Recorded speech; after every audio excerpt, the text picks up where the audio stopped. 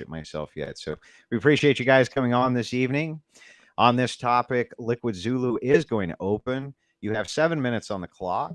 I'm going to set the clock right now. And you can go ahead and begin. Cool. So libertarian property theory can be split up into two basic parts, both of which are derived from the non-aggression principle. So first there's self-ownership, and second there's ownership in external means. That basically covers everything, right? If one does not grant self-ownership, there are two alternatives. Either one, some group A owns group B, or two, everyone co-owns every other person. The issue with the first alternative is that it does not make for a human ethic. It sets up a group of humans owning a group of subhumans. The problem with this is that it is therefore a particular rather than a universal ethic. But particular ethics are per se arbitrary, as if you were to derive an ethic for man qua man, it would have to apply to all men, as all men have the same nature. Therefore, selectively revoking this ethic from a certain subclass of men would be to contradict reasoning that was used to prove it for all of mankind. The issue with the second alternative is that it would imply the death of humanity, as if every man were co-owned by every other man, he would require everyone else's permission before engaging in any course of action. But asking their permission would also be an action, thus you could not do anything and you would die. Moreover, it would not be possible to even begin to comply with this ethic in the first place, because you cannot purposely not act. Even staying completely motionless, if done for a purpose, would be a form of human action. This leaves us with a choice between a universal death ethic, or a particular and thus irrational ethic, which does not per se kill off humanity. So much for self-ownership then. We turn ourselves to ownership in external means. Libertarianism is clear on this in that the first possessor, aka the homesteader, is its owner. This can be demonstrated from the simple observation that ownership and possession are distinct, and this presupposes true by anybody who engages in any conflict whatsoever. Consider A homesteads a stick, and B initiates a conflict over the use of that stick. Both A and B are asserting that they own the stick and the other does not, and moreover that even if the other comes out of the conflict victorious, they would still not own it. Therefore, ownership and possession are indeed distinct. What this means is that a latecomer to a good cannot come to be the owner, as if he was, then a later comer, C, could come along and take it from him, thereby becoming the owner. But what this means is that we have a revert to a mere possessor ethic, which implies that ownership and possession are not distinct, thus contradicting the presumption that they are distinct. So we therefore have it that all men own themselves and whatever external goods they come into first possession of, thereby completing our libertarian property theory. Okay, is that the end of your opening, Zulu? Yeah. Okay. Jay, you have 7 minutes on the clock for your opening. Go ahead. Yeah, so today's topic is the debate of God and the state, and I appreciate him for being willing to discuss both of those topics, because for me, the issue of authority is what is kind of assumed here. I listened to this opening statement. I got a lot of notes, so I'll wait until maybe we have more of a back and forth before I go through the claims and the views that he put forth in his opening statement. But I would say that the first problem with the notion of the libertarian theory of property ownership or rights or anything that he's really putting forward is that libertarianism comes out of an ethos. It doesn't come to us in a vacuum. It comes to us particularly from the Enlightenment. And the Enlightenment philosophical ethos is pretty much dominated by an anti-metaphysical stance. If you look at Descartes, who still wanted to retain some of the Enlightenment metaphysical ideas, he's severely critiqued and contrasted by Hume and Kant, who take Enlightenment philosophy to its next logical step, which is to, as David Hume says, toss out all the metaphysical books in universities throughout Europe. So what happens when we do this is that we're severely limited in the types of claims that we can make, and the rest of the history of empirical philosophy after Hume, all the way up until W.B.O. Quine in the 20th century with his two dogmas of empiricism, really leaves us in a kind of a box where we're severely limited in what things we can say. And ultimately, with Quine's essay, we're again reduced to the subjectivism and skepticism of logical positivism. So that's a more consistent approach to Enlightenment philosophy, which is the school, which is the ethos from which the opponent here comes. And so I'm going to be curious to hear when he's asked all these essentially what are metaphysical concepts that he's made reference to, such as universal ethics, particulars, and universals, which comes out of the universal nominalist debate, the realist nominalist debates of the Middle Ages, which are all of Enlightenment philosophy after Hume is predicated on denying the real existence of universals. I'm going to be curious to hear what a self is, because he talks about self-ownership. I'm curious again about, there's so many claims, so many phrases that were used which do not make any sense in an Enlightenment atheist materialistic paradigm and cannot be grounded or justified. Now, beyond these claims that are very common in sort of libertarian anarcho circles, like the non-aggression principle, I'm curious to hear why anybody is bound to the non-aggression principle, because, of course, after Hume, we have to answer the question of how is there normativity? How can we have what we ought to do from an is? And the atheist materialist presuppositions of most of the Enlightenment after Descartes really leave us with no possibility of any is ought without justifying an ought claim from the fact that things are the case. We can see this all the way up into modern philosophers like Sam Harris, who is still besieged by this question of being unable to answer the is-ought dilemma from David Hume. And again, any atheist is going to have to deal with this dilemma, because there's not a justification for the illogical move from the fact that things are this way to they ought to be this way. But again, the entire non-aggression principle presupposes this kind of universal ethic, this kind of universal claim, which I don't understand how he's going to have a justification again for any of his universal claims. He also made an odd phraseology such as having the same nature. Nature is a metaphysical concept. It's a metaphysical claim. And I'm curious, again, to know how he's going to justify that there's such a thing as a human nature, given the fact that most of his Enlightenment forefathers denied, ultimately, that there is such a thing as a human nature. Even though they might have wanted to retain this for their universalized ethic, I don't think it's a justified claim. And beyond that, I'll say that the history of anarcho-libertarianism also, I think, presents us with problems. The history argument itself isn't necessarily a defeater, but I think it's relevant for how this actually plays out since it's been posited. And what we see is the same types of manipulations. We see the libertarian ethos pretty much being dominated by monetarism, monopoly capital.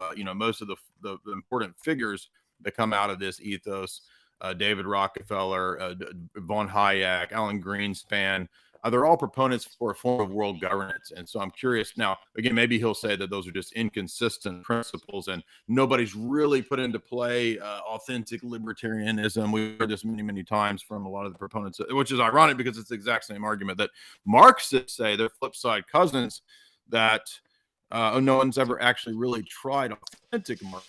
We're just waiting for that to actually happen. And so the irony is that whether it's Marxism, socialism, or whether it's monetarism, monopoly capitalism, usury-based economic systems, they all are children of the Enlightenment, and they're all part of a dialectical revolutionary philosophy that's ultimately, in a way, coming out of Hermeticism and later on Freemasonic lodges. And we can see this in the two schools of thought coming out of the French Revolution, the Jacobins and the Girondins, the two false left and the false right dialectic of revolutionary thought. And so I don't think that Jacobinism or Girondinism, either one, has a sufficient answer. And so this leads us back to questions of authority, and authority questions are ultimately going to be determined by the ultimate presuppositions in our worldview. And so I think that the Christian paradigm, that's why it comes back to the question of God and metaphysics. The Christian paradigm gives an account for God, metaphysics, God gives an account for Christian paradigm, metaphysics, epistemology, ethics, and the possibility of grounding those things in a coherent worldview and thus attaining to justification in an epistemic sense. So we're talking about epistemic justification for things like human rights, for why we shouldn't engage in the non-aggression, why we should adhere to the non-aggression principle, I should say, why there are universal ethics, why there are universal claims at all, why there are universal principles or universals at all, or particulars, how there is induction and deduction, how there's identity over time, how there is the principle of causation, how there's the principle of telos. All of those things make sense in a world that is created, sustained, governed by divine providence, and has a purpose or a telos or an end. In a position where the world is just matter in flux, which, as I understand, my friend is an atheist here, so I assume that he just thinks that everything is just sort of matter in motion, not a grounding or a justification or an explanation for anything immaterial, invariant, like the laws of logic, like ethical standards, like universals and universal claims, like human rights and dignity, like the notion of ownership, like the notion of the self or quote human nature. All of those things have to be grounded, and I think Christianity does that. And this is also where the state comes in, because the state is an entity that does have authority in history, and we can get into that later. All right, pretty much hit it right at that marker, that 7-minute marker. Before we jump into it, guys, couple things. We are going to be taking call-ins today. The mods will be putting in the Discord so that you guys can call in when we get to the call-in section. Of course, send in your super chats if you have those, if you have questions for the debaters, and we'll be getting to all of those too. One final thing, Liquid Zulu, the audience is requesting that you don't have an accent because it's really hard to understand you. You think you can do something about that? Or Well, I mean, I'd suggest the audience they should just become smarter, and then they understand me. All right, full fine. I guess we'll live with your handicap. Gentlemen, the floor is open. Go ahead. Sure. So I mean, I'm somewhat familiar with Jay's position that, you know, any stance you're going to hold is going to have all sorts of presuppositions about metaphysics, epistemology, yada yada yada. So I would suppose, you know, just on that note, is libertarian property theory per se incompatible with the Orthodox Christian worldview? Well, owning property is certainly a right that we have. So I guess it depends on how we scale that down and how minimal the claims are, as opposed to whether or not your atheistic paradigm can justify these kinds of claims and these kinds of ideas. I mean, then you're going to have some sort of property theory in your entire Sure. worldview, right? So is Sure. that incompatible with the libertarian property theory? Like, what's your property theory? Yeah, not necessarily. If we just mean that, you know, individuals have human ownership, they have the right to own property. You know, they have the notion of rights is something that I think is this is tied to the notion of the good. It's tied to value judgments, and so we need more than just the notion of property ownership. We have that rests on other ideas, and so how do we give an account for those other ideas that rests on? Sure. Hang on, Zulu. Before you respond, when Jay's talking or when you're talking, I'd appreciate if you didn't type on the keyboard. It's very distracting. People can't hear what he's saying. All right, so I'll mute when he's talking then. Okay, go ahead with your response. Yeah, so I agree that, you know, your understanding of rights is going to be tied to other areas of your philosophy. I completely agree with that. Like, you know, if you don't think that humans exist at all, then there's not gonna be any notion of what rights humans have. But like, you know, just setting that aside, you know, what is your property theory? Like, I know you don't have just a property theory, but what is the property theory, and is it incompatible with the one I've presented? Not necessarily, if we scale it down to the right to own these things, right? So, you know, if you're asking what is property in our paradigm or what, I don't know that we have any really precise, you know, minutia definition of property. But if you're saying that, well, okay, it might rest on these other things, but you're not concerned with that. But I am concerned with that. So, I mean, I'm happy to answer your question and say not necessarily incompatible, no.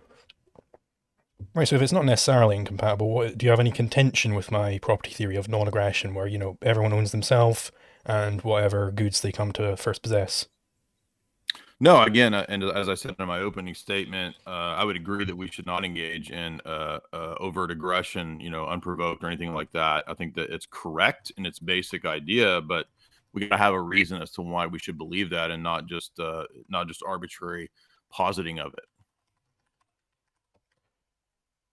Do you think that would apply always? Like, do you think there's going to be some, you know, some side constraints, like some situations where you should indeed engage in aggression, or is it like always you shouldn't be engaging in aggression?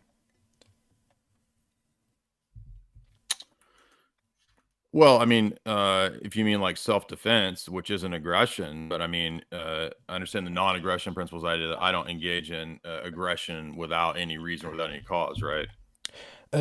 To be clear, I would say that, you know, defending your property or whatever, that would not be aggression. So the way I define aggression is the initiation of conflict, where a conflict is defined as contradictory actions. So let's say Crusoe and Friday are on an island, Crusoe owns a stick, and then Friday comes along and he tries to wrestle that stick off of Crusoe. So there's a conflict over the use of this stick. They can't both use the stick for their incompatible ends at the same time. So, and Friday has initiated the conflict because he's come in and he's trying to take the stick off of Crusoe. Yeah, I agree that we shouldn't engage in that kind of activity, but I'm asking, like, let's say that there is no God. Let's say that we live in an atheistic worldview. Why is it wrong to engage in conflict in that way, or to contradict, or to engage in subversive practices of business, or let's say that I have let's say I have a business that a competitor is starting up a business in my village, and I don't physically aggress them, but I engage in, let's say, subversive activities where I spread rumors about his business or something that destroys his business. I mean, those are not ethical activities, but they're not aggression if we restrict aggression to physical activities. And so the first question is, do you restrict it only to physical aggression, or is it also ideological and subversive activities? And then on what basis ought we not do those things? Well, I would say aggression is, I gave my definition of aggression. It's the initiation of conflict. So that is going to be over physical things. Well, You that could can't be have conflicts physical, over or that like could be ideas. ideological. No, you can't Okay, so have ideological conflict too. not possible under my definition of conflict. You can say Wait, hold on, colloquially hold that on. you can have a conflict over ideas, but not really. Both two people can have incompatible ideas at the same time, right? In fact, one person can have a contradiction in their head. Like ideas can't have conflicts. I'm saying that if I start a rumor that's trying to put a competitor out of business, does that fit under your notion of aggression or not? It would not. No, Okay, so aggression is only physical? I can't think of any like non-physical way to aggress. Unless you mean like, maybe if you think light isn't physical or I something and you could like shine a laser at someone. Subversion. I mean, if I engage in ideological subversion against a competitor, Yeah, that's not aggression. corporate espionage. Yeah, if you right now like started, you pulled out a document and you'd been like compiling a massive list of lies about me to make everyone hate me, right? And you started going through this on the stream, that would not be aggressive. So again, I'm just asking in terms of the practicality of this. You said that we shouldn't engage in certain activities based around the NAP, and I'm just trying to figure out, like, how do you restrict it only to physical aggression? On what basis is that? If I can achieve, let's say I achieve more of an effect against you in an unethical way through non-physical means. I mean, don't you think governments, for example, or corporations engage in corporate espionage? Sure they do, but like the reason why I would restrict it to physical things is because I think that's the only type of thing which can be an aggression. I think it's the only, when you're engaging in some sort of physical activity, that's the only time when you can initiate a Okay, conflict with someone. so I'm not. So if I completely destroy your life, I haven't violated any ethics as long as I don't do it physically. You might have done something wrong, right? It might be the case that, you say that that's a bad thing to do, like you shouldn't do it. But the question is whether or not it's aggressive to do it, like whether I could resist you doing that. And that answer is Okay, no. Okay, and on what basis ought I not? Because you aren't initiating any conflicts. On what basis is that the standard of what is right and wrong? I didn't say it was the standard of right and wrong. I said that's the definition Well, of that's aggression. what I'm asking. You said ought, you ought not, and I'm saying, okay, so let's just Yeah, I didn't. Property theory, like law, doesn't encompass all of ethics. There are ought questions outside of ethics. Right, so I'm boiling it down to the main point, which is on what basis ought we not do this or that, in your view? Well, no, the main point is in anarchism versus statism, right? That's the main point. And if you agree with me that people should never aggress, then we have anarchism, right? Because the state is a necessarily aggressive organization. Well, I have a basis to say that we shouldn't do that. I'm asking what your basis is, other than just saying that we shouldn't. Right, and if you have a basis that we shouldn't engage in aggression, then you still agree with me, right? You might say that you have the agreement doesn't mean that we have the same reasons for believing that. I'm asking for right. your reasons for believing that. We might have different reasons for being anarchists, but if you are an anarchist, right, then and that's what matters. I'm then asking what is for this the debate about? justification for your position. If you're an anarchist, what are you debating about? Justification for the claims that you're making. Okay. I'm asking for the justification for your standard. Sure, I justified the libertarian property theory in my opening statement. Any alternatives are incoherent. Sorry. Am I cutting out? No, you're good now. Go ahead. So in your worldview as an atheist, I'm asking for the justification for things like human rights, human ethics, universals, natures, etc. What are those? I mean, in my opening statement, I gave the justification for libertarian property theory, which apparently you agree with, and in which case then there is no state in your I asked worldview. specifically about you. No, I asked for your justification and your worldview of those metaphysical things. I gave the justification for the property theory, which is what this debate is Where about. was the justification for the things I'm asking for, not property theory? The I metaphysical mean, things. this isn't a debate about anything other than property theory, though. It's a debate about God and state. That's what you agreed to. Don't you think that relates to metaphysical ideas and categories? Sure, but I agreed to debate you on your justification for the state, which apparently you don't have.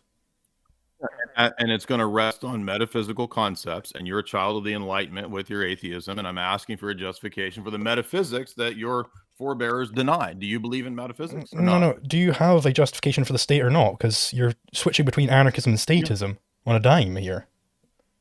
I'm asking you about the assumptions of your worldview, and yes, I do have a justification I know that you're doing that. for it. Okay, so you are in favor of aggression sometimes then, because you said you weren't before. No, I'm saying that as individuals, we don't have a right to engage in aggressive activities per se, Right. but there are authorities in the earth, and they do have the right to engage in warfare and aggression. Yes. Are those authorities made up of individuals? They're collective and they're individual, sure. But surely any aggression they'd engage in would have to be done on an individual level, right? I mean, armies fight as groups. They're not only individuals. Sure, they fight as groups, but it's not the group acting, it's the individuals in that group. Like, is having a group behind me, does that make it such that I'm allowed to aggress suddenly? Act in groups. Okay, but you use phrases like same nature and universals. Did you not use those phrases? Yeah. Okay, what are those? I mean, is it relevant?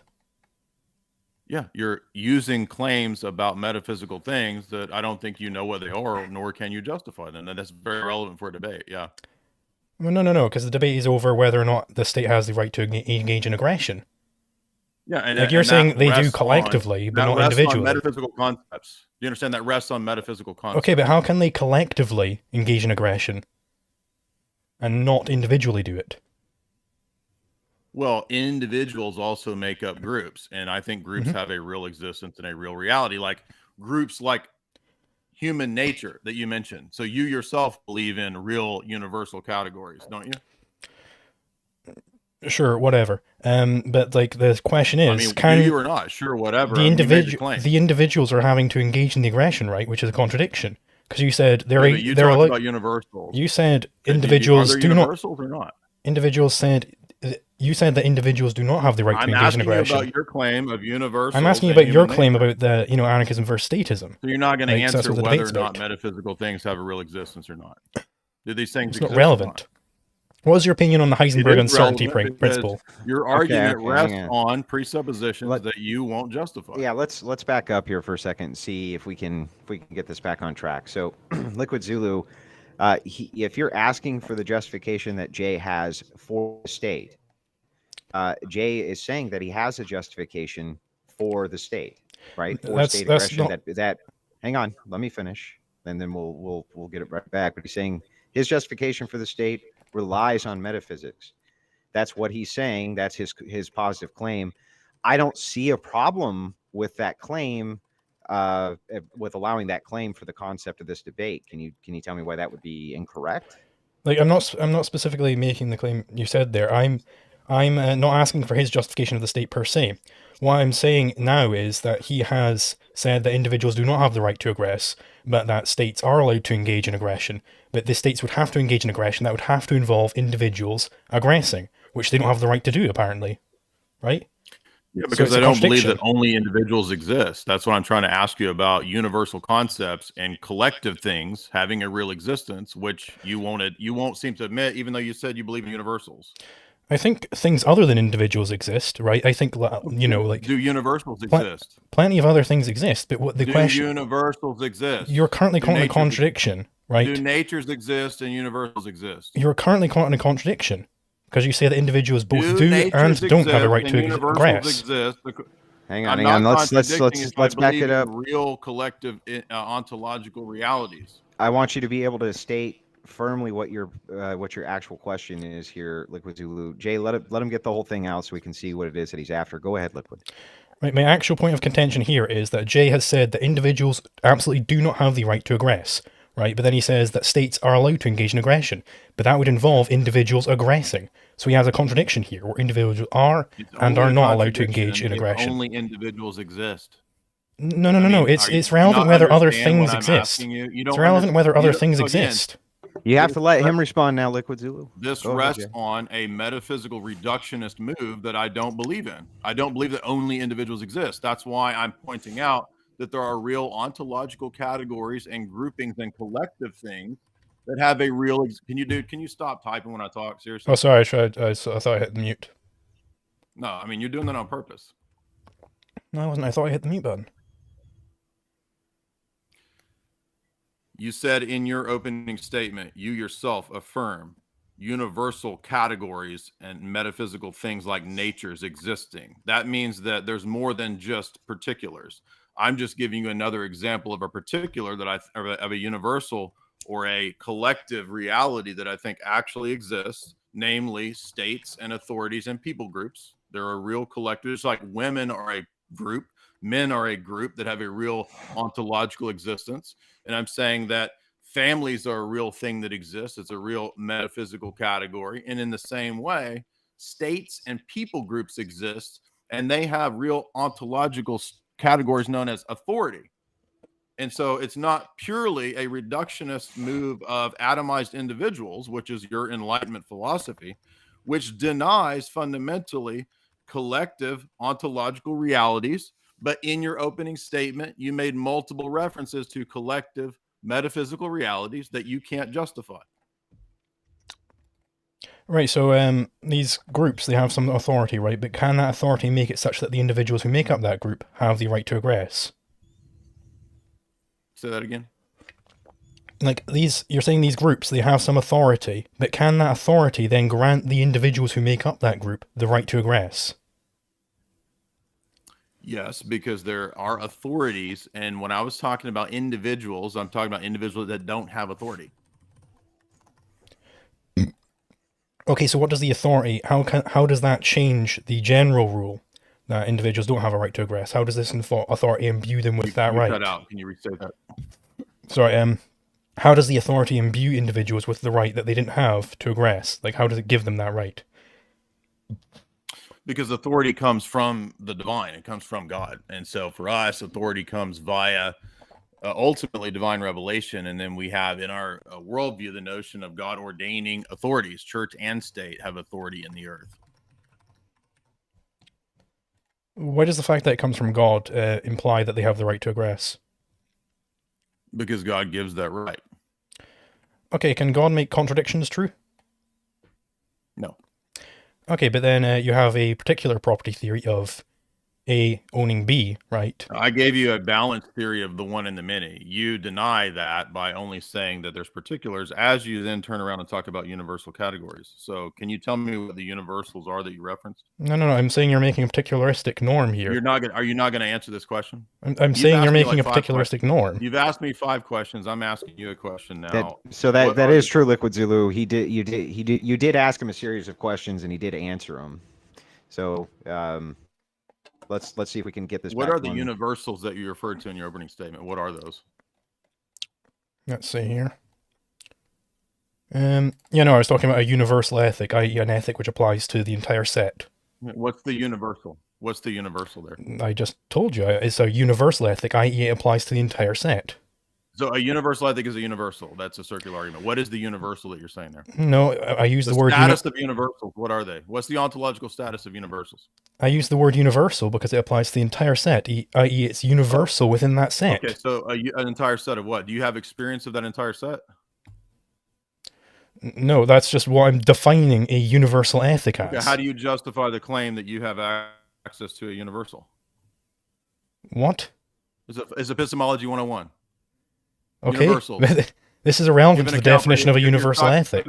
You're appealing to universals. It's an ethic which applies to the entire class. That's what I'm saying. I'm asking you for the justification to make class-based claims. I know you think that. How do you make that claim, that move? What is the ontological status of universals? Where are they? What are they? Do you disagree with the ability of me to do that? So you're not going to answer it because you don't know. Okay. But do you have a dispute for my property So theory? you don't have a justification for human ethics as a universal category. No, I'm referring to a universal ethic as applying to humankind. I'm meaning that you're deriving an I ethic want to know the for justification humans, for universal claims. so it would have to apply How to do you all have the humans. justification for That's what I'm anything saying. universal? I Human nature is gave the universal. justification. Universal ethic. That's not a justification. You just stated your position again. So you don't even know what Right, epistemological justification is. You don't know. I Do you know what I gave justification the is? justification for it, why it would No, have you to apply didn't. to the entire set of You humans. don't know what justification is by restating your position. That's not epistemic I'm justification. telling you, I Tell me told you the what do you justification think why it it is? would have to apply to all humans. What do you think epistemic justification is? I mean, it would be justifying epistemologically somehow. I don't know. So justification is justifying it. Good job. Any Okay. other circular statements? What is epistemic? You can't even tell me what we would have in epistemology 101 class? No, I've not been to an epistemology 101 class. No. Okay. Right. So now can you tell me how the authority, why the fact that it comes from God, how does that imbue humans with the right to aggress? Well, I mean, if God has the ultimate authority and he endows people with a derivative authority, then that's how.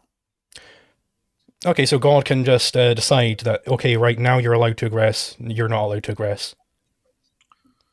Well, human beings have the faculty of reasoning and they have the ability to make decisions, so it's not arbitrary. But some rulers are evil, and some rulers do, fight unjust war. Sure. Right, but it's because whether or not God has the say-so, whether God says, yep, I put my rubber stamp on this aggression, that's what makes it such that it's a just aggression. Well, what makes it just depends upon the situation, because there might be agitation or provocation that's unjustified. And so the warfare in that case might be justified. So there's not an easy, a priori situation as to, how in every case a war might be good or bad. So so let's just get the upshot of that. Is it that God gives his rubber stamp to some aggressions that makes them okay? The upshot is that this worldview gives an account for how there is authority in the earth and how there is the possibility of metaphysical groupings and classes, which your position denies, even though it uses it at the same time. But is it God giving his rubber stamp to certain aggressions? Is that what makes them just? Well, what makes them just is that they are a reflection of eternal divine justice. Okay. What does it mean to be a reflection of eternal divine justice? It means to act justly according to divine law, things like the Ten Commandments and so forth. Okay, so how do you know what it, like? So is the Ten Commandments, is that all there is to the divine law? Those are basic principles that would then kind of be delineating the rest of lawfare. I mean, if you're a fan of Western civilization, then you would know that, the history of Western civilization incorporates Greek philosophy, Aristotle, church law, canon law, all of these things, English common law, all of these things go into how states engage in judicious activities. Okay, so you said a bunch of things go into eternal divine law. It's not just the Ten Commandments. So what is eternal divine law then? Well, it's the statutes and the expectations that God has, which are a reflection of his divine character.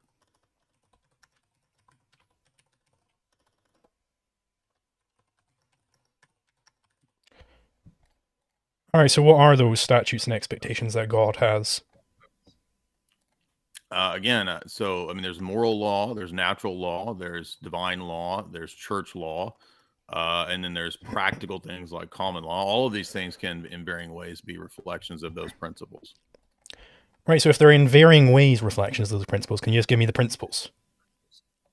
So I gave you the Ten Commandments. I mean, you can have the rest of the Torah, you can have the rest of the Bible, the New Testament, the history of the church, it's church canon law. I mean, all those things go into this. I'm giving you lists of them. What do you want? Sure, so I don't know the rest of the Torah or the rest of these other things. Do you have like a list of these principles that you could give me? Like just, state principle 1, principle 2, principle 3, yada yada yada. Well, I don't think anybody, even libertarian law theory, has some like ultimate perfect list, because I do. it could encapsulate a lot of things. I've got my perfect list right now. I can give it to you. Item number 1, non-aggression principle. That's it. Why are we supposed to follow the non-aggression principle? No, I was just demonstrating to you that I can give you the list, right? Can you give me your list? Follow it? Can you give me your list? Why are we supposed to follow it? Can you give me your list? I already listed the 10 Commandments as an easy example. Why are we supposed to follow? Okay, but it's not just the 10 Commandments. Each of these different things reflect divine law. Notice that he can't justify an ought. Once again, it's arbitrary. I've asked him 10 times, and he's not going to answer it because he doesn't have an answer to this. You Why ought we said follow that the NAP? you said that Why you're ought we different. follow the NAP? You said Why ought we follow the NAP? you said that you're Why different. ought we follow the That you're NAP? different types of laws. These different Why lists. ought we All right, They follow- reflect divine law hang to on. different degrees. Hang on, guys. You notice that it's like debating Guys, a kid, man. ooh, I Go back gotta- to high school, dude. Hang on, I gotta get in here just real quick. Break it up for a second. Liquid Zulu, he is asking a very direct question. Is there some particular reason that you don't want to answer it? Or I think it's an evasion tactic. That's why. I think it's an evasion tactic. So I think you he's have trying. an ethic that you say that we ought to follow. I- I'm asking you why we should follow that, and you're saying that's an evasion. I'm going to tactic. explain to you why it's an evasion Dude, tactic. Because seriously? every time I try and pin you down on something, you you won't go, answer. okay, what about this I've other answered all thing? your Okay, questions. what about this other thing? No, So I'm asking you got what your legal flummoxed code and is. couldn't answer a universal. I'm And asking now, you what your because legal I'm asking code you is. Another basic. I've only asked you 2 basic questions, and you won't answer them. I'm asking you what your Because legal you code don't have is. an answer. You can't tell me why I should. You can't give me one basic reason why I ought to follow your NAP. I'm asking you what your You're legal seriously- code is. You're the worst debater in the last 5 years. You should go. Can you have T jump on? Like T jump. So Give me Liquid one Zulu, reason why I ought to follow the NAP. I am trying to figure this out myself. I'm taking notes here as I go. If you're putting down the justification for why aggression is wrong, and you're basing that on the NAP, you say that this is my list, my whole list, and nothing but my list, NAP. If he asks you for your justification for the NAP, it seems like a fair. I don't see how that's an unfair question if if your query is about aggression itself. Sure, I'm not saying it's an unfair question in a vacuum, right? If he was interrogating my position and he got down to... You said it was an evasion tactic. let me answer. I said if he got down... If he was... You're not answering. Jesus Just Christ. give a reason. I'm saying if he was interrogating me down, and it's like, okay, right, so we get down to the NEP, and then why don't we do that? Okay, that would be fine, right? But instead, what was happening is I was interrogating his legal code. I was trying to get out of him what his principles are of law, of divine law, and then he evaded, like he's always doing. Every single, multiple examples. and you said it's not an evasion. You said they reflect divine law to varying degrees. So I want to know what the actual core of divine law is. And every time I try and push you on something, you evade. You bring something else up. You say, "What about this? What about that?" He's never going to say why we ought to follow the NAP. I do think it's a fair question. For instance, if you asked him, "Why do you think we ought to follow the 10 Commandments?" I think Jay ought to answer that too. I'm happy to. Sure. Sure. So I'll answer this, and then can I please go back to interrogating what exactly your legal code is? Yeah, I think that's fine. Yeah. Sure. So I think it's incoherent to justify any anti-NEP norm, any negation of the NEP. You're going to fall into contradiction when you try and justify that. How is that a justification? Maybe it's okay to contradict. No. Contradictions are falsehoods. If you say we ought to... All right. Hey, it's over. Time to pack it up. He said, no, don't do it. All right.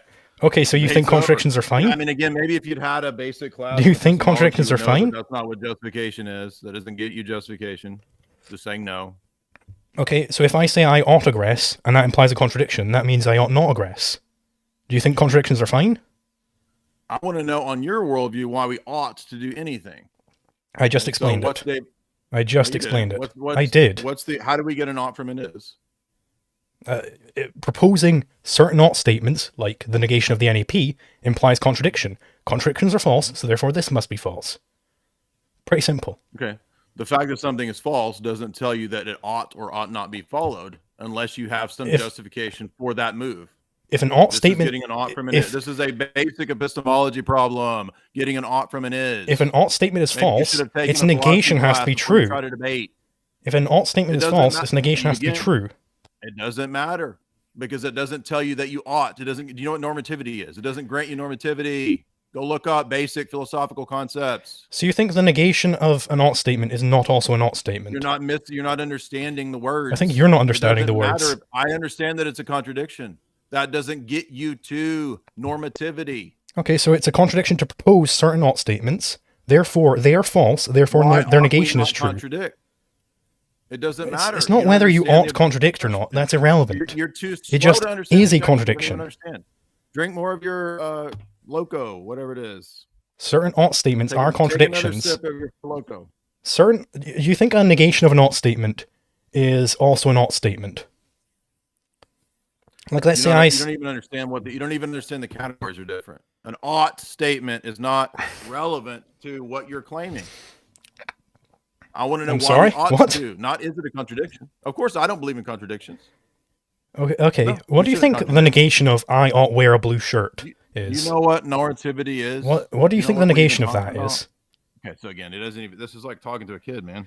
It's like you thought you were going to come on here and debate a Humean or something, and you know only prepared against Hume. You're like talking to a teenager who doesn't even know the basic concepts. What do you think? Do you think the negation of an ought statement is an is statement, or do you think it's an ought statement? I want to know. It's a simple. That's what I want to know. Place. Hello. He's nervously. Are we back? Loco. It's like okay, hang on. Are we back now? I think. Can you tell me what the Izot problem is before we continue? Sure. The Izot problem is the fact-value dichotomy, i.e., you cannot get factual values because there's a line separating them. You can only start an is. You can't get values from facts. Yeah. Right. And I don't agree that there is a. How do you solve this with NAP? I just explained it to you like 10 times. So certain ought statements, i.e. You didn't solve it. It's a classic. Okay, so you, 20-year-old, you solved this classic problem of philosophy in, 2 seconds? I licked it. After you Googled it? Yep, I just Googled it right now and I solved it on the spot, yeah. If that's what you want to believe. So certain ought statements... And what was the solution? Because you cut out. Certain ought statements imply contradiction. Contradictions are false, therefore the ought statement which implies that contradiction has to be false. So its negation has to be true. Jesus fucking Christ. The fact that something's false doesn't tell you that you ought to follow what's true. Do you understand that difference? Okay, irrelevant. Irrelevant. All right, this guy's a retard. I'm done. I get that you only prepared against Humeans, right? And you didn't prepare against objectivists, but like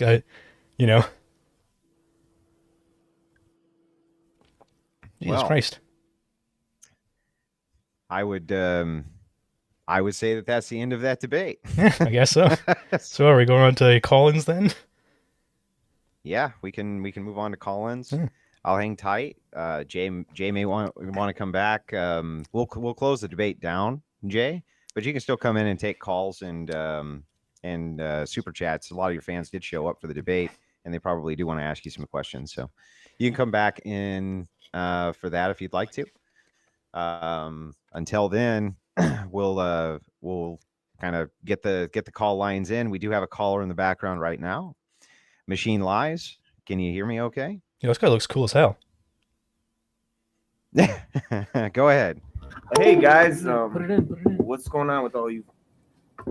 Sorry about that. Hello guys. Can everyone hear me? Greetings.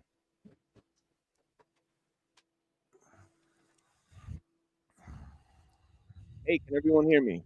Yeah, I can hear you. We can hear you. Oh, sorry about that. Sorry about that, guys. Hey, how are all you factory workers doing? Woo! Well, I mean, I'm doing okay. What's up? Yeah, I know that was pretty shitty of your friend there, but I think I actually had a question for Jay Dyer, and I could just say my question, I guess, or and I guess if Liquid Zulu wants to answer it, he can answer it. Sure. I've got a tip on getting him to debate you. What you got to do is take a clip of one of his streams where he makes just an obvious error, and then he'll go in the comments of your YouTube video and you start, ramming you for a debate. Okay. Well, I guess my question was going to be linked to humanitarianism. You know how Jay Dyer talks about soft power. Mm-hmm. And he talks about NGOs controlling international government and states, how they're happy to give people pesticides and vaccines and computers instead of food and medicine and education. And I mostly agreed with him on these things. And I just wanted to ask him if international trade and all of these things, that the cultural disintegration is actually spread through technological means. So instead of criticizing the philosophy of science only, shouldn't we actually also criticize or deal with the fruits of the philosophy of science and secularism, which is the technological world state? And so my question to Jay Dyer was going to be, You're gonna have to send him a letter because he's not here. yeah, I know. But my question to Jay Dyer was going to be about how much technology is necessary to live a good life. And that was going to be my question.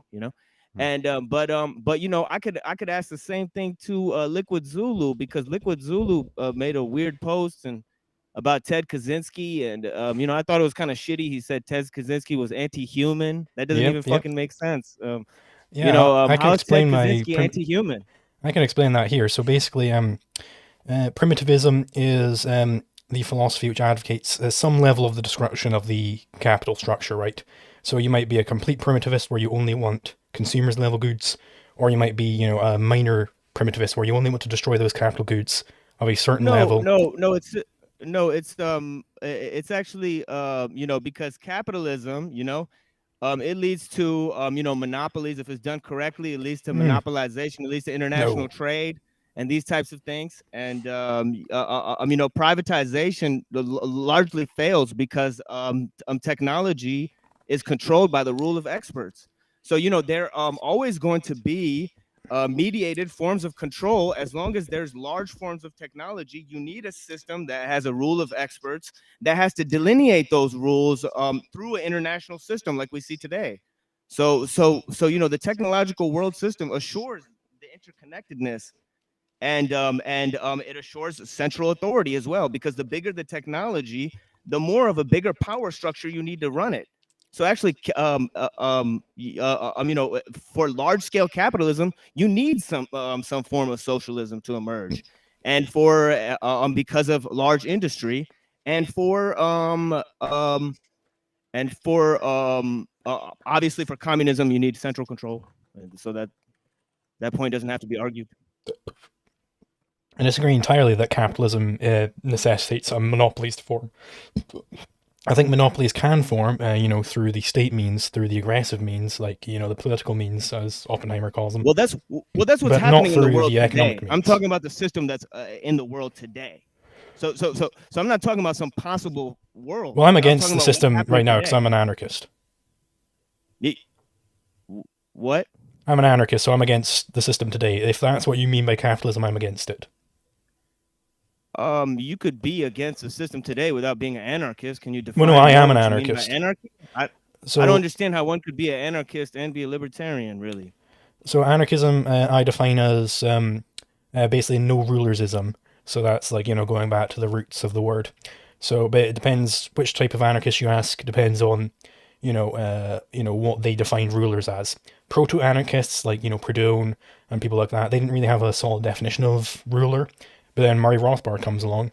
He brought in praxeology from the Misesians, and he defined rulers in terms of praxeology, which is why we call it anarcho-capitalism, because Austrian economics is very heavy on capital theory. So anarcho-capitalism. Yes, I'm familiar with Mises and the Mont Pelerin Society, and I oppose their philosophy. Well, I don't.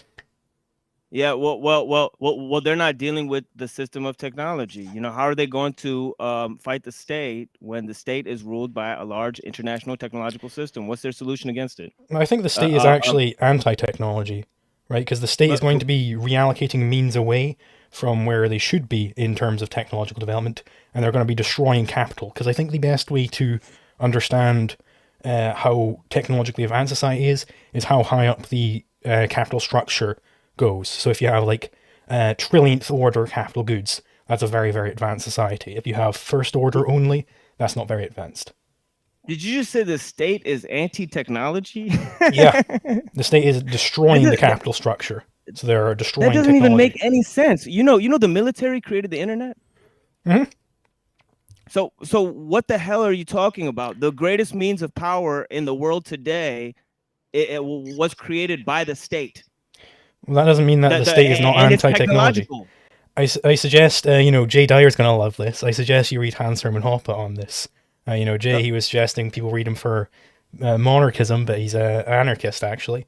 And he discusses in his Democracy, the God That Failed, exactly why the state implies the destruction of capital goods. But supporters of Murray Rothbard have supported monarchism, like No. Mencius Moldbug and those types of people. And they're rejecting Rothbard.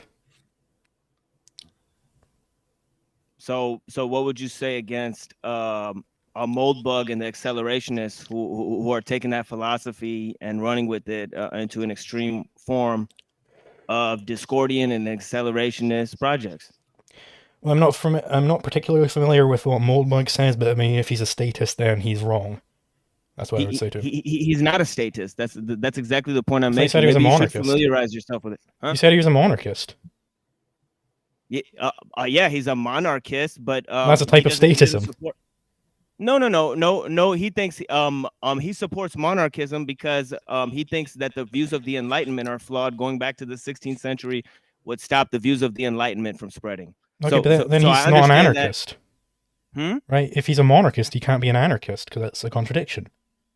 But I know. So libertarianism and anarchism don't always have to go together. That's what I already said. Okay, call it whatever you want. Like I'm an anarchist. Oh. Okay. Casimir's here. Do you oppose the central form of power in the world, which is technology? If you're an anarchist, Technology is not the central form of power. The state is. And what means does the state use to rule people? Aggressive means. Aggressive means it would be computers and guns, friend, which are technology. That doesn't mean that computers and guns are bad. That means that the state's bad. It's a tool. Okay, and why would they? And so you oppose that means of rule? Yeah, I oppose the rule. but not the means to do the ruling. So you agree? The with means isn't the problem. It's the ruling that's the problem.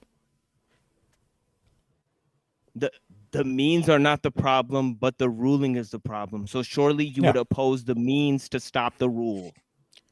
A rule requires means of power, does it not? This is basic, like political science 101. Ruling someone is definitely like an John action. Yeah, ruling someone's an action, and action involves means.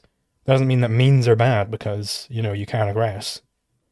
Like, guns aren't bad because people can shoot to other people, right? That doesn't make guns bad. That makes shooting people bad. Guns are bad. You said that the state is bad, and I'm simply explaining that the state is an edifice of technological power.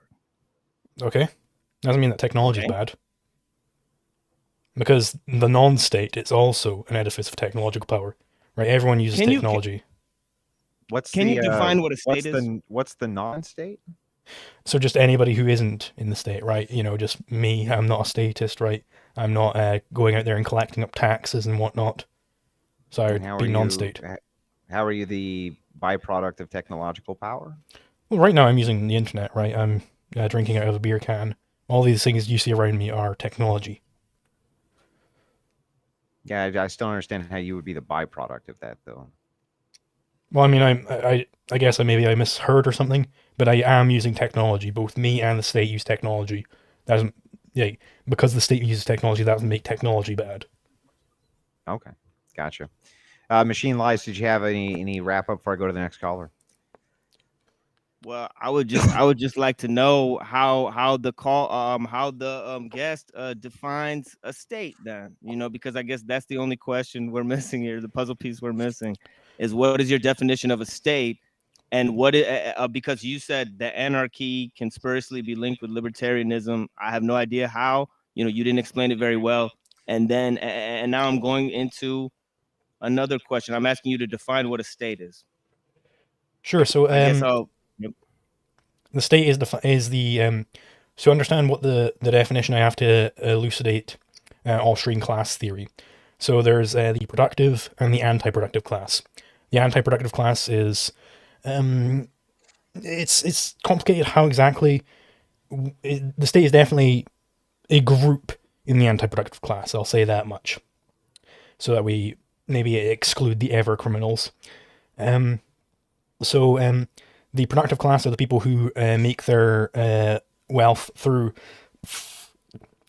production, homesteading, or trade, right? And the anti-productive class are people who expropriate the wealth of the productive class, and the state is expropriating the wealth of the productive class through taxation. So that's why the state would be in the anti-productive class. I think you could maybe define the state as just the anti-productive class, but that seems to include some weird outliers. They're definitely a group which is anti-productive, though. That's the most I can give you. So economics is in no way linked to the state in your fantasy world. Well, don't they make laws concerning economic functions, or is this an ideal that you're aspiring to, or is this how you think the world works? I mean, sure, any law that they're making, quote unquote making, because I'm a natural law theorist, I don't think they make laws, right? But any rules that they're imposing, those are going to have economic consequences, right? And the Austrian economists can tell you about that. But it's also going to be a reallocation of property rights, because all rights, in my view, are property rights. So they're reallocating possession away from the just possessors, who are the owners, to other people, with any rules they impose. Well, doesn't the state own property as well? I guess. Dude, we can't keep going. I got callers. Okay, no problem. Behind you. You got a debate coming up Monday, don't you? Oh, or Tuesday? I thought it was on Tuesday. Yeah, Tuesday, Monday. I can't Okay. fucking remember, right? You can't hold me responsible. I can't remember all this shit. That's why I have it all written down. But I'll see this message next you week. tonight. We'll see you this next. Well, it's already scheduled, man. I just didn't remember off the top of the head, but we will see you this next week, man. Have a good night. Thank you. Have a blessed one. Hey, Kaz, you've been waiting in the background patiently. Go ahead with your questions. Hello. Can you hear me fine? Yes. I have a few questions. I have a few questions to Liquid Zulu. They were actually intended for Jay Dyer, but he pussied out. I'm denied. Unfortunately, I regret that greatly. My question is I'll start with: is logic a fundamental axiom of debating? I would say yes, and the way I would define axiom itself is if you are to try and, I assume this is linking to what we were talking about earlier, if you are trying to deny an axiom, you have to first presuppose that it's correct. So if I were to try and, say, dispute that the law of non-contradiction holds, I would first have to accept that it's true before I could go about disputing it. And the reason for this is because, let's just say that I say that A is the case, and Casimir comes along and says, no, A is not the case. What that would mean for him to be arguing against A is that A and not A can't both be the case at the same time, or else he isn't disputing A, right? If they could both be true, he's just saying another proposition without disputing what I'm saying. So you have to presuppose it. To say it plainly, if I were to show up here and say, I'm not currently debating you, but actually I am debating you because we disagree, then I would be in a direct, performative, visible, acted out contradiction. Yeah. And so it doesn't matter. I can't actually debate against logic being necessary because I would be required to use it. Yeah. So it's like an impossibility. Now I want to sort of evaluate what is an impossibility, because it's really weird. It's weird to think about. So I have my next question is aiming at that. Obviously logic can never support contradictions. So I wrote it down, but obviously everybody agrees no contradictions are allowed. Otherwise it's not logic. Very simple rules of the game, right? If it's not chess, it's something else. Debating can only be done with logic. We covered that. Now, what about claims? I heard there's descriptive claims, meaning it's raining outside. It's descriptive. It's either raining outside or it's not. And then there is prescriptive claims. It's good when it's raining, or we should make it rain more often. That could be a prescriptive claim. We're prescribing some actions, and we're saying In fact, we're saying that there's a category called moral claims, and that's a moral good if we're prescribing it. Yeah. Now, there's an interesting confusion here between descriptive and prescriptive. People are saying there's a clear firewall between them. So I want to investigate that firewall. For example, we ought to debate using logic. We ought to debate with contradictions. Without using logic. Sorry, we ought to debate without using logic. We ought to debate with contradictions. Is that claim that I just said, is it a prescriptive claim or is it a descriptive claim? I would say, face yeah, value. Because you're making an ought claim, so that would have to be prescriptive, right? Yeah, it has to be a prescriptive claim. Now, is that claim that I just said, is it logically coherent? That you ought not debate with logic, I don't think that is logically coherent. I think it's logically incoherent. When I say something is logically incoherent, am I making a descriptive statement or a prescriptive statement? Descriptive. Descriptive. But yes, but I'm confused now. We're talking about an odd claim that was proven to be false. We're descriptively calling it false, but doesn't that entail a conclusion about odd claims? That the opposite of that odd claim might be true. Indeed, it does. Are we yes. not bridging the gap here? Yes, I think we are. We are, or we were bypassing it. I discussed this in a course I'm writing at the moment, where I don't really think it's reasonable to quibble over, whether you're bypassing it, whether you're jumping around it, whether you're going straight fucking through it, right? I don't think it matters how you describe it. No matter how you slice it, there is no hard core line which would prevent any ought claim from being true, because there are true ought claims and false ought claims, right? The easier case is to prove that there are false ought claims, because, saying we ought to do X and we ought not to do X is clearly false, and it's an ought claim. Well, Kaz, I'll let you come back to kind of dive into this, but let me get to this because some of these other callers are a little bit more contentious with Liquid Zulu. Can I just take a piss first? We'll bring you back, okay, man? I promise. I just gotta Rachel, go ahead. Can I just go to the toilet first? Yeah, go ahead, man. He was drinking a lot. Yeah, I think he's schnockered. I don't know what he's drinking. Is he drinking energy drinks or like alcohol? Yeah, I don't know. I think he's I don't know. I'm Irish too. I like to drink, but apparently I'm better at it. So better at it. Apparently I'm better. Hey, I can hold it better, I guess.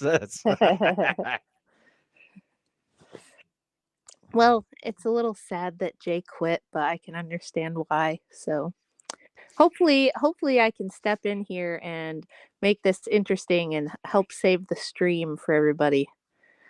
It's all right. It is what it is. Right, that happens.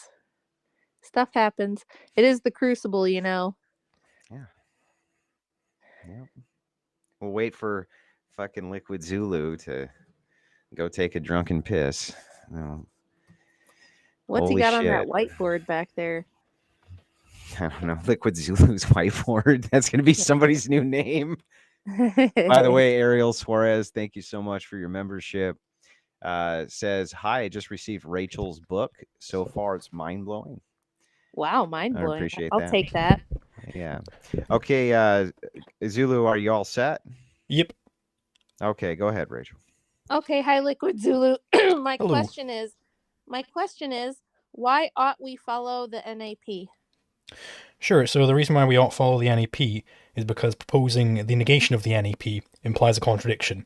Contradictions are false, therefore the negation of the NAP is false. So then we take the double negation, the negation of the NAP has to be true, because the law of the excluded middle. Wait, let's break that down. So you said contradicting the NAP, or negating the NAP is false? Yeah, proposing the negation of the NAP implies a contradiction, so it has to be false. So I'm stupid, so you got to explain it to me like I'm simple. I don't think you're stupid. If you let's say we are in a debate, right? And we have some dispute, I say that I own a stick. You say that you own a stick. You own that same stick, sorry. If we have a dispute over over the ownership of that stick, if we're debating over it, we're not engaging in violence, right? We're proposing different things like, okay, here's why I think I own the stick. Okay, you're saying here's why I think I own the stick. Yada, yada, yada. And we're both trying to get to the truth of the matter. So that is completely different from conflict over the stick, where I'm just wresting it off you and you're wresting it off me, and we're shooting guns at each other or whatever. So argumentation is a conflict-free interaction. So it would therefore be a contradiction for you to come up and say, hey, I think we should have a conflict over this stick. Here are my reasons, my peaceful reasons why we should not be peacefully resolving this dispute. That's a contradiction. It sounds like argumentation ethics. Yep. Okay. Okay, but I don't think that rejecting argumentation ethics is actually a contradiction in and of itself. So here's what I want to know. Say we're arguing over ownership of the stick and we cannot come to any sort of agreement. What then? Well, then we just can't come to an agreement, right? That has no... So then who gets the stick? Whoever can take the stick, that's who gets the stick. That doesn't mean that they should get the stick, right? Because they're not arguing over it. They're not trying to justify their claim to the stick. They're just taking it. Right. So what if someone steals my child and we go to court because the police say, well, this happens all the time, actually. You'll have a mom and a dad who have a custody battle. And say the dad refuses to return the child after the weekend is over and the child's supposed to go back to the mom. They go to court and the dad says, well, this is my child. I'm his parent. And the mom says, well, I own the child. I'm the parent. I mean, wouldn't there be situations where maybe both people have the same claim to the stick, or maybe nobody has a claim to the stick, or maybe it's the stick can't be broken in half for whatever reason? Or, I mean, there certainly are going to come points where you can't just use argumentation ethics to solve everything. So if you don't have a solution for that certainty, wouldn't that be a contradiction? So, all argumentation ethics is doing is it's demonstrating that it's incoherent to try and justify an aggressive act. So the upshot of that for the case of the child, there's all sorts of theory behind this, but the complete conclusion it's because it necessarily entails a contradiction, right? Yeah, so for the child, the mother has the natural claim to guardianship over that child, and guardianship is scarce, so there has to be a property right over its use. So the mother would naturally be the guardian of the child. So if there was a dispute between mother and father, assuming that the mother wasn't abusing the kid or in some other way negating her guardianship, she would get the claim. She ought That's retain interesting. guardianship. You said they have a natural right. Where do rights come from?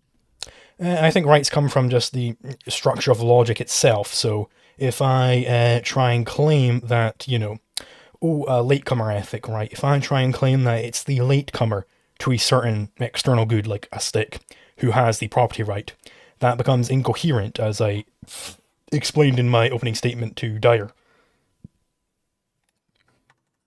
But I don't know if that answered my question of where rights come from. You just said because logic rights, or rights come from logic, but where does logic come from? I don't think it has to come from anything, right? I think this is a fallacy called I think this is just a primacy of consciousness. You're like, okay, right, so existence exists, right? But who created existence, right? There has to be some stopping point, right? You're taking the stopping point as presumably some mind, maybe a divine mind, maybe the collective consciousness of Kant, right? Some mind is the stopping point, and that's better. But I'm saying, no, existence is the stopping point. I'm a primacy of existence person. So you think that I should just grant you that just we exist, and that's where you just want to arbitrarily start with existence? Why should it's not arbitrary. How's it not arbitrary? Well, Jay loves to talk about, how the massive follies that all these different systems lead you to, like Hume, Hegel and whatnot. He loves to talk about that all the time. Well, let's talk about the real folly, and that's the primacy of consciousness. Primacy of consciousness is having the consciousness comes first, and then reality after that. So consciousness is prime. Where does consciousness come from? consciousness is the faculty of perceiving things. So it has to be perceiving Right, something, but how do you i.e. know? something has to exist for there to be This consciousness. is what Jay was trying to get at with you, is that you're assuming all these metaphysical claims, and you just want them granted to you. You don't want to have to No, I don't want them justify granted. how I'm you going know through a them, process of where they came justifying from. them. Maybe You you do are have to- stupid. But you do have to justify them if you're going to base something like the NAP, and you're going to make a prescription that the whole world ought follow the NAP because consciousness, or because logic, or because existence, or because rights, when you can't ground any of those transcendental metaphysical categories at all. Why should we grant you that? Right, you don't have to go through an entire philosophy course in a debate in order to justify some claim. Right, if I'm making the claim that the negation of the NEP implies a contradiction, you can attack that. You don't have to say, okay, but what are contradictions? Okay, but what is the NEP? Okay, but what does implication mean? Well, you don't have to go through all these different, side constraints. Why right? I did that? I did that because if I'm debating you, I'm not just going to grant you an arbitrary starting point because you prefer it. I'm not saying grant it to me because I prefer it. It's because it's correct. I prefer to start with existence. No. I'm not saying that I just prefer it. I'm saying that it's the correct starting point for philosophy. How? How do you know it's the correct starting point? Justify that it's the correct starting point, because I disagree with you that it's the correct starting point, and I can justify why, and you can't. You can't even justify morality based on your whoa, I did justify that there are certain true You alts. cited an arbitrary starting point. No, I didn't. Made I didn't start with an arbitrary starting point. I said certain alt claims imply contradictions, so they're therefore false, so their negation is true. Where's the arbitrary starting point there? Because you're assuming that we're starting from a worldview where it's like, well, I believe in rights, and so if you negate, No. If you negate this thing, I did not say assume rights. Therefore, these things are contradictions. I said these things are contradictions. Therefore, rights. I didn't assume rights. I proved them. But that's not proof. That's not justifying anything. You're just saying. Do you think contradictions are true? I think it implies a contradiction, and I'm saying I didn't say that. You have no basis on That's false. to start with these starting points. So it's that's false. I didn't say I think it implies contradiction. I said it does imply contradiction. You're so cocksure of your position when it's completely baseless and you can't justify it. And when Jay said, "What's justification?" you were just like, "I don't care." You're just like, "It doesn't matter to me. I like." Do you disagree that it implies contradiction? Do you disagree that contradictions are false? Those are the two premises. It's a syllogism. Okay, so if you don't disagree with the two premises, the conclusion has to follow. Like, do you know what syllogisms are? Yes, I do. Okay, and then if the premises are correct, then the conclusion follows. You can't just start there. You can't just start with an assumption and then say, if no, it's not an assumption. It implies a contradiction. It's not an assumption. Yes, that's what you're doing. No, false. Yeah, okay. Well, we'll see how great your there's a reason why the entire worldview you're spouting is impossible and can't exist. What is that reason? And maybe you can work that out with Cass. I went through my cringe. No. You said there's a reason why my entire worldview can't work and why it's impossible. So what is that reason? Because I asked you, what do you do? So the reason is because you asked me. No, it's okay. So what is the reason? Because there is a contradiction in your worldview, which what is it? I say what happens when you cannot settle a dispute through argumentation ethics, and you said no. I think you misunderstood about what argumentation ethics is. Argumentation ethics is a type of argument from argument. It's demonstrating that it's incoherent to argue aggressive claims. That's what argumentation ethics is. It says nothing about how you resolve disputes. Like, I think you should go ahead and read some more. Okay, if you can't resolve disputes, why ought I follow your worldview? Why ought I follow? It's irrelevant whether or not you're able to resolve disputes. In resolving disputes, it's irrelevant whether or not you're able to resolve a given dispute. What's relevant is who has the just claim in that dispute. Okay, why ought I follow something? What is you're not getting just something? I can't give you a proof for just something. Like, why ought I follow something? What grounds do you have for some reason. Aggression is wrong. Are you saying aggression is immoral? Because the negation of the NEP. Because the negation of the NAP implies a contradiction. Oh, for fuck's sake. He just wants to keep starting from an arbitrary position and insist. How is that upon an it. arbitrary I'm just gonna position? Go ahead and let Cass. The negation of the NAP implies a contradiction, so therefore the negation of the NAP has to be true. I appreciate it. So I'm listening here, and maybe you'll humor me. I'll kind of engage with this as good faith as I possibly can engage with it anyway. The entailment of the contradiction from your standpoint is that if you violate the NAP in and of itself, you're creating a contradiction. Can you walk me through that one more time? I wouldn't say that. You can go about and rape and murder or whatever. Like I could go out and stab someone right now, right? That doesn't imply any contradictions. That's why I'm able to do it, right? But I couldn't justify that conduct. That's the thing. If I try to come up to you in the middle of the night and say, hey, I should stab you right now, what I'm doing is I'm trying to give you peaceful set of reasons about why I ought to stab you. And, if you're just disagreeing, then I'm, at some point I'm just going to be like, okay, right, I don't care about your counter arguments or anything. I'm just going to go ahead and stab you. That's not me justifying that I should stab you. That's just me stabbing you. And indeed, I would in that action, I would presuppose that I ought to stab you. That would be a presupposition of mine, but I haven't justified that. I've never justified that I should indeed stab you, because in trying to justify it, I would contradict myself. Okay, I think I got it. So you're saying that just the fact that you're arguing in and of itself is already peaceful. Yeah. Okay, got you. And so any violation of anything outside of an argument, which becomes physical, is then non-peaceful, right? Yeah, so you couldn't, without contradiction, justify. So then in your worldview, the entire justification for argumentation is that this is always peaceful. It's always peaceful to just argue. Well, not necessarily justifying. I'm not understanding. Yeah, so that's what I'm trying to figure out is what's the actual justification for it?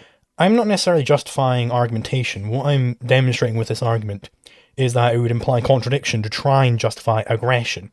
I'm not justifying that you should engage in argumentation in some arbitrary situation, right? Maybe somebody thinks the sky's blue, you think it's green. I'm not saying that you necessarily should argue in that situation. What I'm saying is that if you were to try and argue, to try and justify some sort of aggression, you'd contradict yourself. So therefore, the NAP has to be correct. Why? I don't understand. I guess that's the part I'm confused on is the contradiction with aggression. Why is that a contradiction in and of itself? So because when you're arguing, you're engaged in peaceful means of dispute resolution, whilst aggression is violent means of dispute resolution. So you're peacefully trying to convince the other person why you should violently resolve disputes with them. That's a contradiction. Why is that a contradiction? Well, it's here are the peaceful reasons why I should not give peaceful reasons to resolve disputes. It's the same as what Casimir was saying, where it's like, hey, I'm not currently debating. Right? It's incoherent.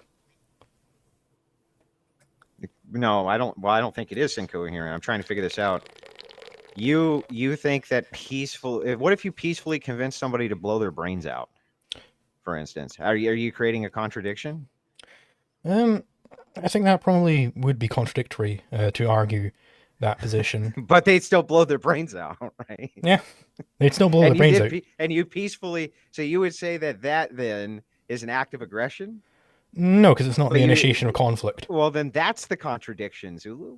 No, it's not a contradiction. That would be a contradiction. I'm saying there are, like for example, I couldn't propose a suicide ethic. Suicide is not an aggression. I'm not initiating conflict with anybody.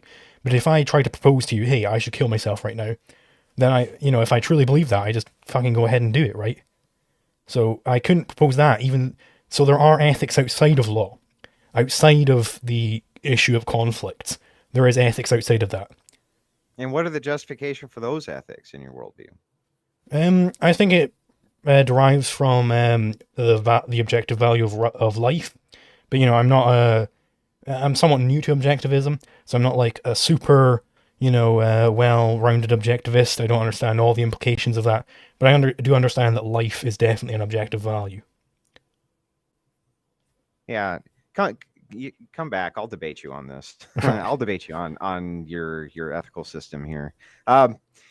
Traditional culture preservation society. You've been waiting patiently in the background. Go ahead. Awesome, thank you. You guys can hear me, right? Yep. We can, yeah. Awesome. Liquid Zulu, I have a question for you about, do you think that, generally speaking, society is evolving and getting better, or is it getting worse? Um, I don't know that there's a definite arrow to society, like, because I think societal progression is determined by the predominant philosophy of the day. So, if you have complete Humean, Kantian, garbage, then you're going to have garbage people coming out of that. But we do have, thankfully, Ayn Rand came along, and she brought in some truth, and that's probably going to shift society towards a more positive direction. But maybe there'll be Kant number 2, who will come along and just completely wrestle it back in the other direction. There can be either ethical progression or regression, and it's impossible to know which way society will indeed go. Well, it seemed to me that, again, and I'm not like a libertarian, but it seems to me that the libertarian perspective ought to look at the outside world and conclude that we're heading into basically an authoritarian nightmare, that things must be getting much, much worse over time, I would think. Sure, but the actual society we have, it follows after whatever philosophy is predominant. So if you have predominant, in the early days, we had a bunch of Platonism and skepticism because Aristotle just kind of got shoved off to the wayside, and that's how you get, Christianity after that, and the horrible anti-life ethics which follow on from Christianity. But thankfully, then later on, Aquinas comes along. He reintroduces Aristotle and brings us back onto the straight and narrow. But then, the skeptics get another wind with Hobbes and Hume and all those, right? And then they fucking shift us right back. But hopefully Rand is gonna, steer us back in the right direction. But we can't know. It looks to me, just again looking at society as it is, it seems like the predominant philosophy of society today, and certainly of the elites, are the ones that really set the standard for what society is. It seems as though it's profoundly anti-life, and it's completely just a utilitarian philosophy of milking people till they're dry and then shuffling them off to a retirement home and basically slowly killing them over the course of their entire lives. It seems like it's very Kali Yuga-esque when I look out at the world today. Yeah, we live in Kant's world and Descartes' world, right? At the moment, we do live in that world. But there's light at the end of the tunnel. We can always ethically progress. Do you think, though, that... Hang on 1 second. Traditional Culture Preservation Society. Hey, wife, bring me down a cup of coffee. If I'm going to still listen to this bullshit, I need to fortify myself. Go ahead, man. Go ahead. You drink some beer. Do you think that that there's any possibility, though, of achieving that without some sort of major societal meltdown? You don't need a societal meltdown in order to change the philosophy of the day. You just need philosophers. But I don't know. It seems to me, when I look at the situation, it's almost as though the only real way that we can get back on track would be if civilization as we know it were to collapse, which I believe will happen anyway, whether we want it to or not. Well, no, you don't need a collapse of civilization. You can just have, if people, if I had a big button right now, I could slam and everybody would suddenly become an objectivist. We'd go in a more positive direction. Not the fucking button analogy. Not the fucking synth button. No fucking buttons. Well, just sin to go about that. How would objectivism save us? Because objectivism is profoundly pro-life. Objectivism, I admit I'm not the number one biggest, I'm not super knowledgeable about it, but from what I understand, it's completely individualistic, right? You can't really have real group orientations in an objectivist society, can you? Well, it's good that it's individualistic, because that means you don't have sacrifice of the individual for other people. You don't have altruism. Altruism is profoundly anti-life. Has there ever been a successful example of humanity breaking off, becoming individualistic, and that working? It seems as though throughout history, if you look at hunter-gatherer tribes, they're not individualistic in the slightest, for instance. Okay, yeah, because they are primitive. Like they have the savage philosophy, you know, the philosophy of the savage, where everything just fucking they don't have a justification for anything, right? But you know, we could No, have actually, potentially you don't. if The if you know Aristotle had won out the war with Plato, if Aristotle had a proper thought out ethics, then we probably would be on a completely different path, right? I think the history of the world is the history of philosophy, because philosophy drives everybody. okay, do you believe that human beings are essentially Caller. I'm social sorry creatures? to cut in, but I do have some callers behind you I got to get to. I appreciate your calling, but can you wrap it up with this question? Okay. Basically, I guess I would say I don't believe that individualism is possible. It seems to me that humans are essentially social creatures, and that whether we like it or not, we're going to end up in societies. And that really the only way forward is for humans to continue to form societies and not fight their human nature. So it seems to me that what you're asking is that humans begin to fight their very nature, which I don't think is going to end in anything but disaster. Now, what do you have?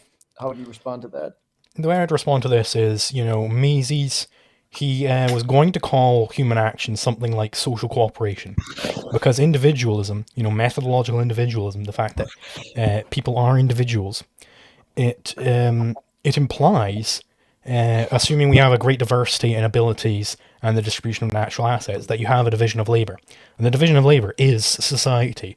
So the division of labor is great. I love it. I love it completely. I think it's completely within human nature to want a division of labor because it's greater productivity for everybody. Everybody wins in a division of labor. So I would agree with you that society is indeed necessary, but we need to stir society in a more selfish direction, because you know, the more selfish society is, the better off everybody is. That's not why you should be selfish, but you know, blah, blah, blah. You know. Caller, appreciate the call in. Sorry, we gotta kind of move through them. There was another caller who was just here in the background. I don't know exactly what happened to him. Maybe he drifted off. I do see that Kaz is still back here. Want to kind of finish off the call section, finish off what you had to say, Kaz.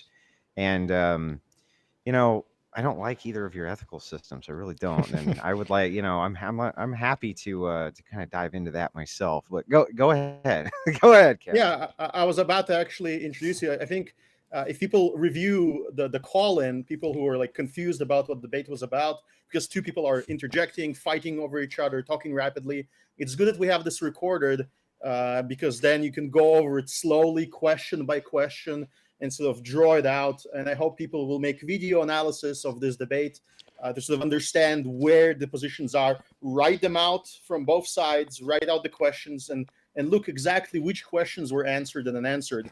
I tried to do that in my earlier statement. But right now, I have a request from Andrew Wilson.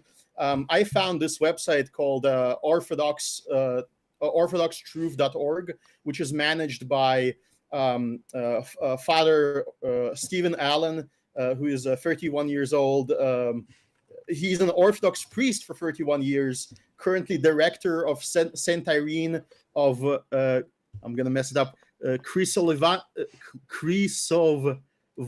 Lantau Church in Rochester Hills, Michigan.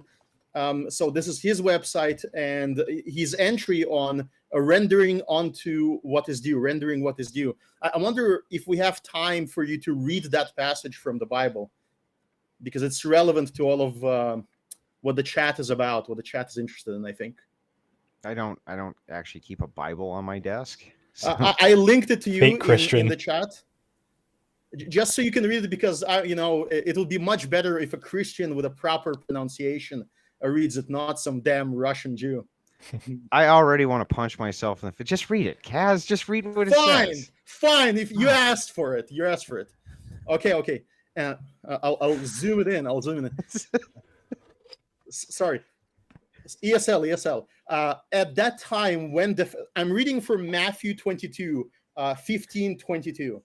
At that time, when the Pharisees, the Glowies, and took counsel how they might entangle him. Did you say the Glowy? Yes. In his talk. They're talking about Jesus here. And they sent out unto him their disciples with the Herodians, saying, Master, we know that thou art true, and teachest of the way of God in truth. Neither carest thou for any man, for thou regardest not the person of man. Tell us, therefore, what thinkest thou? Is it lawful to give tribute unto Caesar or not? But Jesus perceived their wickedness. He perceived their glow, and said, Why tempt me ye hypocrites? Shew me the tribute money. And they brought unto him a penny. And he said unto them, Whose is this image and superscription? They say unto him, Caesar's. And then saith unto them, Render therefore unto Caesar his fake Caesar money, and things which are Caesar's, and unto God the things that are God's. When they heard those words, they marveled and left him and went their way. So the glownies disappeared. I don't know what your analysis is, but the reason why I say glowies is because we constantly seem to see this method in works, right? There's people showing up to a Christian nationalist movement and saying, hey, how about we do something? How about we grab some weapons and we act out? How about we rebel? And obviously those people could all do that themselves, but for some reason they're asking us to do it instead of doing it themselves. And so when I read how the friar interprets this message, that's his interpretation. It's not a justification of the evils of Caesar, of all of his profane behaviors that are decidedly anti-Christian. It is a justification of not responding to glowies, right? And so he writes, the father writes, our Lord, by contrast, the true Messiah and Savior of the world, says quietly to Pontius Pilate, the representative of earthly authority, my kingdom is not of this world. So to me, that's not a justification of the earthly authority that is going to eventually crucify Christ, and he knows that. It's not a justification of them. It is merely an admission that they exist, just like their alternatives to them can exist. They could be better authorities that are closer in their relationship to God. They could be Christian anarchists, for example. And so if you read the rest of this passage, the friar says that Christians are not anarchists in the old sense of that word, meaning they do believe Christians should believe in the rules, but that they believe that authority is, and I'm quoting from him, measured by its conformity to the will of him who granted its authority, by its laws and the administration of its laws conforming with the law of God. So if God provided you with logic and the laws of the land contradict logic, should you believe that the laws of the land come from God, or are they falling away from God that should be therefore potentially replaced? So that's my question. How do you agree with this interpretation, Liquid Zulu? And Andrew, because you're the only Orthodox here on stream, maybe you can respond to this. Is my interpretation off? Sorry, I'll let you go. Go ahead. Okay, all right. So I would say that I don't really bother with interpreting the Bible or any of these mystic texts, because I think mysticism in general is just complete bogus. You have any number of revelations, and then it doesn't matter that it contradicts, because it's good that it contradicts if you're going by Duns Scotus or whatever. So I won't comment on the Bible because I don't give a shit about it. Wasn't well received. What about you, Andrew? Do you see a contradiction in this passage from what we're talking about? Oh, I just reject everything that's mysticism, and then I never have to tangle with any of it, and I don't really care about any of it, and it's all just kind of worthless to me. I can give my why even bother engaging with it at all? It's just a complete total fucking waste of time. I can give my argument against mysticism if you want. So the unanswerable the big question for mystics. You're going to give me an argument against science? Against mysticism, right? Yeah, it's science. Yeah. Nah. Science. Here's Here's the big question: where do concepts, universals, come from? Either one, there's a process that happens in the human mind to construct them from sensory information. 2, they're in the human mind from conception. 3, there are some other means for humans to acquire new information completely independent of the senses, mysticism. 4, concepts don't exist. Or 5, we don't have access to concepts. And, the mystic claim that there are some other means to acquire knowledge of the universals has not been shown. So let me ask you a question there, Liquid Zulu. So I can already see where this is going. Can you use science to tell me why that science is correct? Can you use science to do that? Can you use science to tell me science is true? Depends what you mean by science. Wait, yeah, wait. You Like, you mean yourself. Economic science? Hang on. Can I interject? We actually debated Hang on. this. I just got to know. I just got to know this. You know the question. This is very important to me. It depends on what I mean by science. This would be anything that would be in the category of your five senses, right? So science is this like principle of induction type stuff, like, how can you... Yeah, but your claim is that there's nothing metaphysical. Everything is metaphysical. There has to be some type of... No, I didn't say nothing was metaphysical. Like, nothing, okay, so there are metaphysical things? Yeah, there are entities, there's, I've got... There's metaphysical entities? There's such a thing as entities. Entities can... I've got a little passage from Objectivism, the Philosophy of Ayn Rand. I've... summarized Wait, no, but you got it. What's a metaphysical entity, bro? What is that? So entities constitute the world that the content of the world that men perceive. So anything that you perceive. Well, wait, that would be physical, right? That's metaphysics. You said metaphysical. It should be outside of sense data. Well, I mean, this is a metaphysical point, is what I'm saying. It's talking about the universe as a whole. I don't understand. How is it a metaphysical point? You said that there's metaphysical entities, and I said, what are those? And you said things that you can perceive as entities. That wouldn't be metaphysical. That would be physical. Well, no, I'm saying this is a part of metaphysics, that there are entities. Well, we can use. Well, how is that part of No. That's metaphysics is the study of the universe in general. So metaphysics studies the universe as a whole. Wait. So that there are entities, that's a part of metaphysics. Existence exists, that's a metaphysical point. Existence exists, and that's a metaphysical point. Yeah. Okay.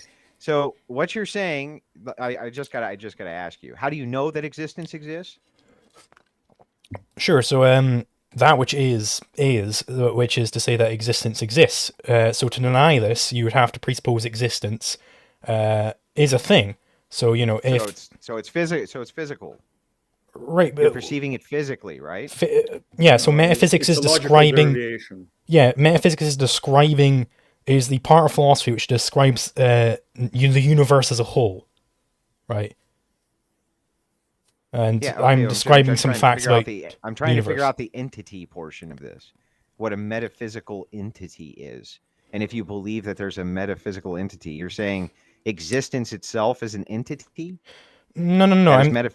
Existence exists is an axiom, right? The fact that things exist, that is an axiom.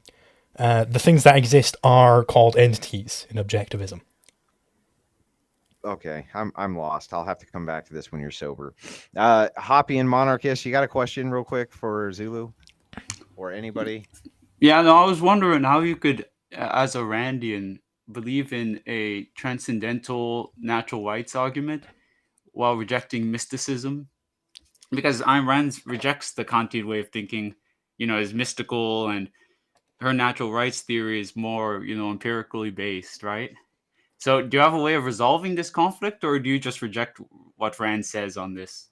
Fuck Kant. Well, I mean, I don't think Kant is... I didn't mean it that way, but it's how I heard it. It's how I heard it. I don't think Kant is the only person who makes transcendental arguments. I think the basic structure of the transcendental argument, which is X is a necessary precondition for Y, therefore X, I think that's fine. I don't know if Rand ever rejects that. If she does, then, I'd like to see her rejection of it.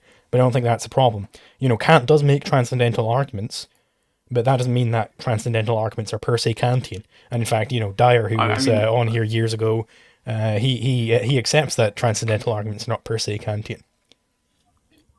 I mean, I know Hoppy quite explicitly says that it's a Kantian argument that he makes with argumentation ethics. Well, it's Kantian in structure, right? Meaning that it's transcendental, but it's not Kantian content.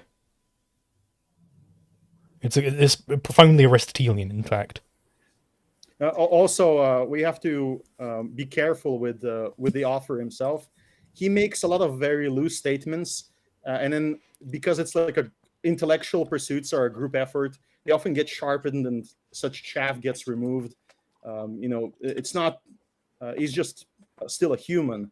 So if you want to hang on to him mentioning that something is Kantian because that's how he was trained to talk about it, you should look at the essence of the argument itself. And I think Kant would actually oppose it quite significantly because he gets refuted. So I'm just So gonna. it's a reaction to Kant and the Enlightenment. Actually, I just would kind of call it need. reactionary. I just kind of need to let the audience know, right? Because maybe there's some of you here who are new and you don't understand this concept, but you don't ever have to say in the chat that you think that the show is boring. You just fucking leave, you retard. That's what you fucking leave. You don't, there's never a reason to be like, I don't like this content. I think this is boring. This sucks. Just fucking leave. I've never understood this. It's retard city when people do this shit. So here's the thing, Swegan. Fuck you. If you don't like the content, leave, you dumb fuck. Like, I don't get that. Make like Jay Dyer and fuck off. No, I just never fucking understood that ever. Just get the fuck out of here. Like, you don't have to be here. You don't have to sit here and be like, I don't like this. This is terrible. Oh, this is just fucking go away. Hey, fucking retard. Anyway, if possible, I want to touch on this on the idea that happened in the debate. Yeah, I don't. Which I is a don't question care of about any of this at categories. this point. I got to wrap the stream up because this is literally killing me. Liquid Zulu, you want to You want have 3 Hoppians on screen. That's 3 right fucking now. Hoppians. Maybe many, 3.5 with Andrew, who's a crypto Hoppian. We're multiplying. Watch out. Swegan's like, I like boring stuff. That's a good cope, Swegan. It's a good cope, right? But anyway, I got to get to these super chats and shit. And honestly, I have a fucking headache from hell from listening to all you libertarian fucking crazies on here talking about bullshit. Nobody cares. But anyway, whatever. Quoting the Bible is boring, I know. Well, only when you do it, Kaz. I asked you to read it. I even gave you the text. Yeah, but I don't have the accent. It's the accent, right? All right. Anyway, guys, take care. Appreciate your call-ins very much. Liquid Zulu, you want to shout your channel out before you go? Sure. So I'm Liquid Zulu on YouTube. You can find me there, and I'm imagining Jay Dyer won't be posting this debate, so you can watch it either on Andrew's channel or mine. Yeah. Well, thanks. I appreciate you coming on very much. I can't find my fucking lighter. It's starting to piss me off, but whatever. Oh, don't worry. Anyway, I got one right here for you. Anyway, have a great night, man. Appreciate it. See ya. Well, that one was easy, wasn't it? He laughed at like, what, half an hour in? Because I wanted him to justify his... What was it? Yeah, I presented an argument as to why the negation of the NAP implies contradiction. And he didn't like that very much because he was expecting to debate some sort of Humean or something, and he didn't bother preparing against me. But I did bother preparing against him. So I've got hours of notes on him, but he didn't have any notes on me. So that's very funny. So anyway, see you guys. Boop.